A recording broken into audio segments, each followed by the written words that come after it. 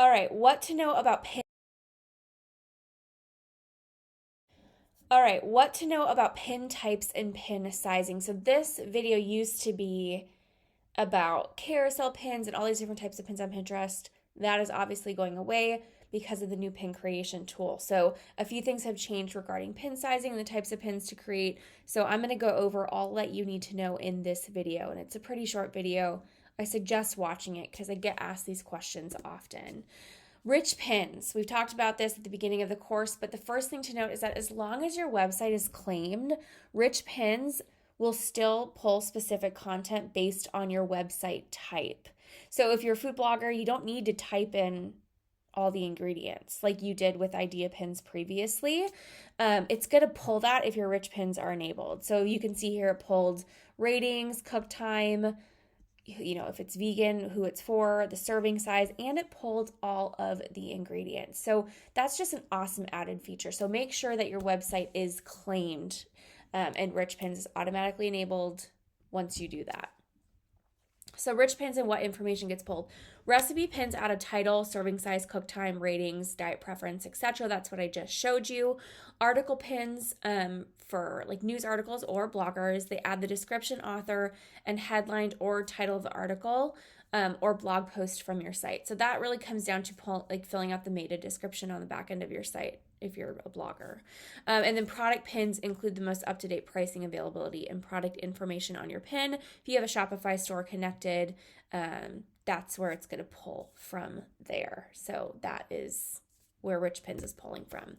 Bye carousel pins, they are no longer there. You'll notice that the pin creation tool, these are no longer available. You will only be able to upload a static pin or a video pin. Now you can make a video pin in Canva with multiple slides if you like that old school slide dynamic, but it all needs to be one video. I'm going to show you how to do it really quick in just a second here. But what I do is you can create a pin in Canva with 3 or 4 different pages. Then you download it as an MP4 video, and you really get that idea pin effect still, but it's playing it as a video. I do it for all of my food blogger clients and it works really well. Something to note is that all of your old idea pins that you created are turned automatically into video pins. So where before we could click in an arrow from slide to slide to slide, it's just automatically a video now.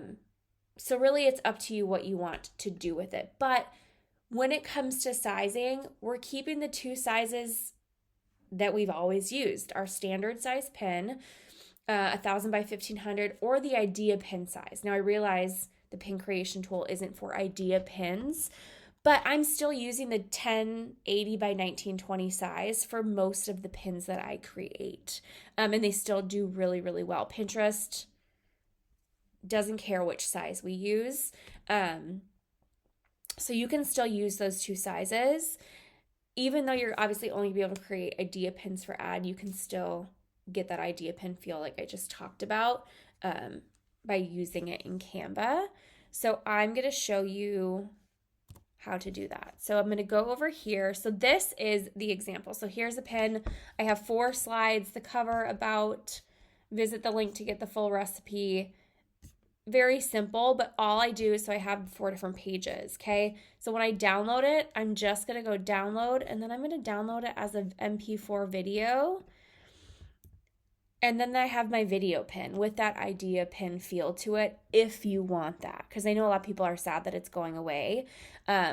Because I'll show you here in a second, which is something, of course, it's going to take a few minutes to do because I'm teaching a video.